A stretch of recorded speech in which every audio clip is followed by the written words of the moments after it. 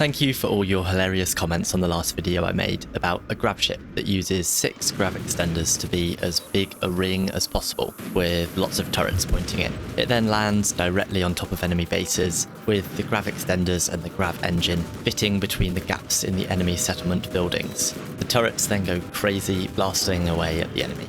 I landed it on Empire bases, as these are the hardest of the vanilla settlements. As you can see, these settlement occupants are absolutely destroyed by the ship.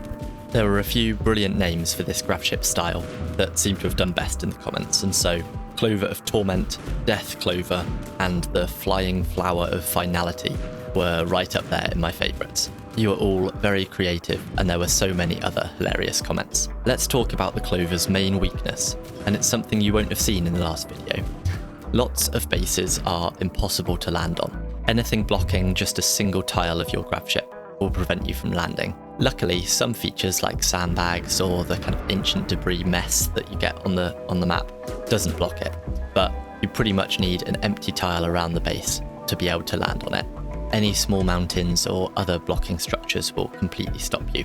However, you cannot back out. You must land on the tile. It was decided when you started your flight to that settlement. So, you must then land on the edge of the tile and try and bait them in. In this case, I've done that, and with a few pot shots in the direction, the Empire troops are aggressive and attack. They've got to have a clear path into your Clover, so they don't try and break through your walls. With the enemy successfully lured into the Clover, we can watch our turrets get to work again. It's worth mentioning how expensive all of the turrets are in this design. There are 20 autocannon turrets, 14 uranium slug turrets, and 20 simple turrets. The total resource cost is pretty high, at 15,000 steel, 300 components, 1,200 uranium, and 1,400 plasteel. This made me wonder about the ship before you get to this stage, and so I wanted to look at landing the same base but using only simple turrets.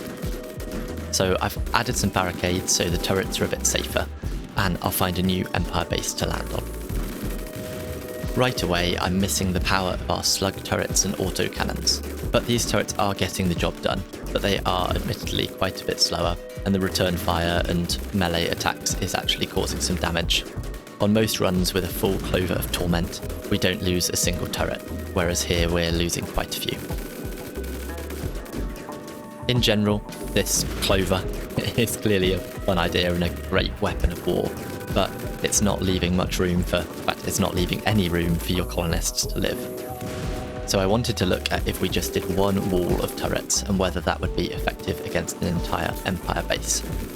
Meet our newest addition to the garage, which does need a name, so feel free to suggest some in the comments.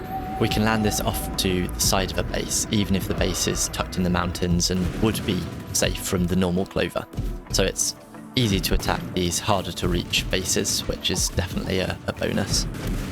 As you can see, it's proving pretty effective and lots of the enemy are being riddled with shots. However, the moment the enemy break, they actually have a way to flee.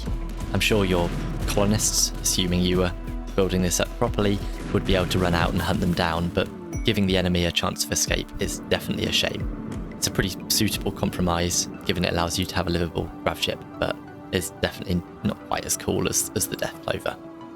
Again, thanks so much for the great response to the Clover of Torment, and I hope you enjoyed watching it and these variants in action. I'll be coming up with some more wacky ideas for RimWorld and gravships, so if you've enjoyed this chaos, then subscribing would be appreciated. Thank you very much for watching.